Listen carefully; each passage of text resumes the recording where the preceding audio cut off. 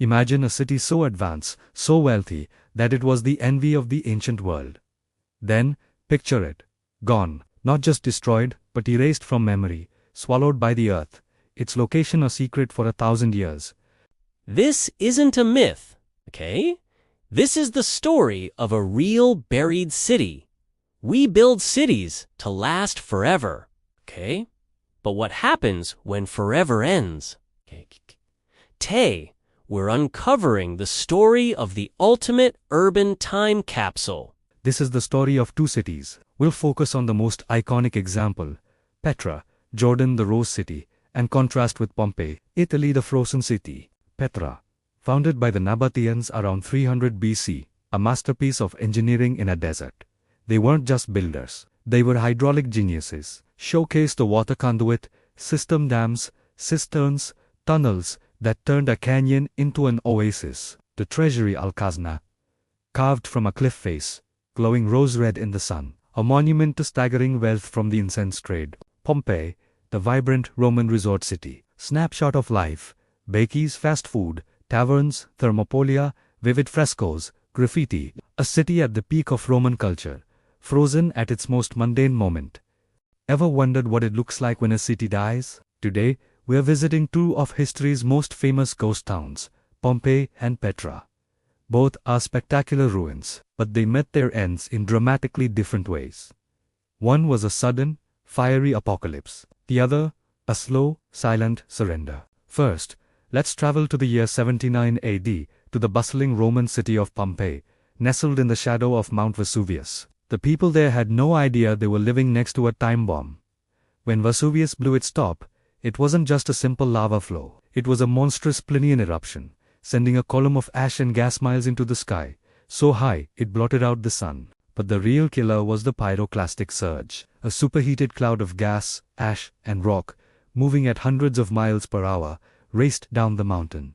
It was over in seconds. People were flash incinerated where they stood, suffocated by toxic fumes, and then buried under meters of pumice and ash. This ash was both a tomb and a time capsule. It hardened around the victims, creating perfect, chilling molds of their final moments. Walking through Pompeii today is like stepping into a photograph of a city frozen in its last breath. A truly heartbreaking sight. Now, let's shift our journey eastward, to the magnificent desert city of Petra, in modern-day Jordan. Petra wasn't destroyed by fire from the sky. Its death was much slower, a death by 1,000 cuts. Carved into rose-red cliffs, Petra thrived for centuries as a vital hub for trade caravans crossing the desert. Its wealth was legendary. But then, the world changed. New, more efficiency routes were discovered, bypassing Petra's land-based trade network. The caravans stopped coming, and the city's economic lifeblood slowly drained away. The final blow came in 363 AD. A massive earthquake struck, shattering Petra's ingenious water management system, the very technology that allowed a city to flourish in the desert. Without water and without wealth, the people simply began to leave. There was no single moment of destruction. Instead, Petra was gradually abandoned, left to the silence and the encroaching desert sands that slowly reclaimed its majestic temples and tombs. So we have two lost cities, two tragic endings. Pompeii, the preserved tomb, a victim of nature's sudden fury, and Petra, the abandoned jewel, a casualty of changing fortunes and the slow, relentless march of time. Both serve as powerful reminders of how fragile even the greatest civilizations can be.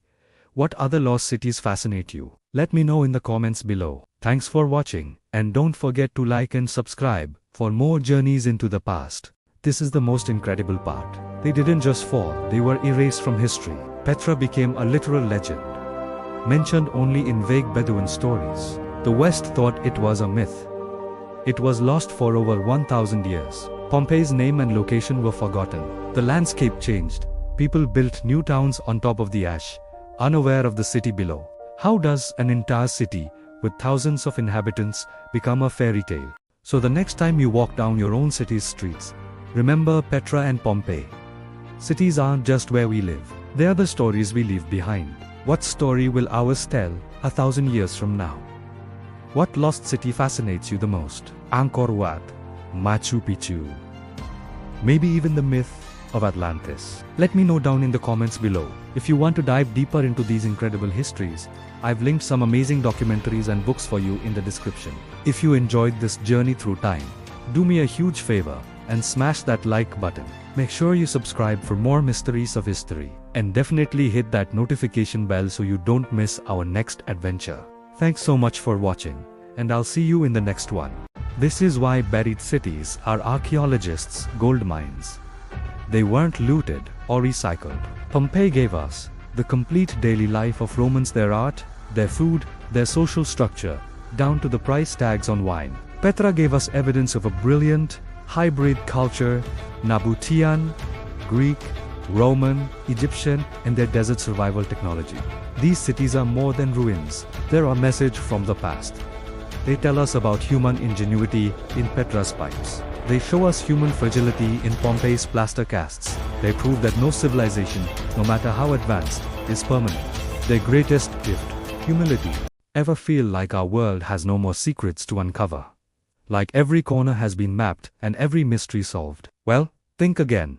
History is filled with incredible tales of lost cities, places that vanished from memory for centuries, only to be rediscovered in ways that sound like they're straight out of an adventure movie. Today, we're rediving into two of the most spectacular rediscovery stories ever told: the rose-red city of Petra and the ancient ghost town of Pompeii. Let's travel back to the early 1800s.